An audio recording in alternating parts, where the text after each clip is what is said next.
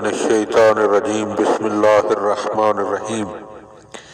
مولا کائنات حضرت امیر المومنین علی بن ابی طالب علیہ السلام کے مجموعہ کلام نہج البلاغہ کے پہلے باب کا خطبہ نمبر 228 ومن خطبۃ لہ علیہ السلام، آپ علیہ السلام کے خطبے کا ایک حصہ خطبہ بذیکار، یہ خطبہ آپ نے مقام ذیکار پر جو ہے وہ انشاء فرمایا۔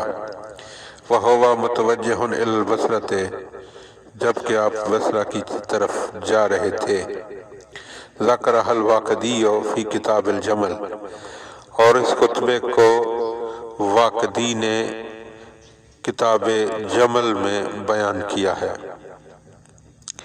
فَصَدَعَ بِمَا أُمِرَ بِهِ، رسول صلی اللہ علیہ وآلہ وسلم کو جو حکم تھا اسے آپ نے کھول کر بیان فرما دیا۔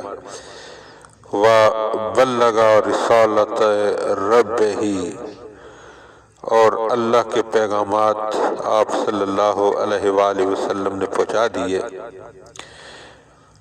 فَلَمَّ اللَّهُ بِهِ الصَّدْعَ وَرَتَقَ بِهِ الْفَتَقَ، اللہ نے آپ کے ذریعے بکھرے ہوئے افراد کی شیرازہ بندی کی۔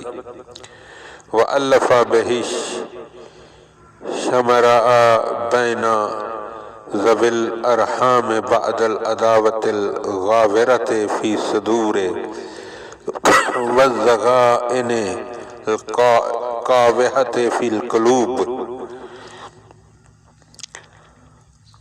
اور سینوں میں بھری ہوئی سخت عداوتوں اور دلوں میں بھڑک اٹھنے والے کینوں کے بعد خویش و اقارب کو آپس میں شیر و شکر کر دیا۔ اللہم صلی علی محمد و آل محمد۔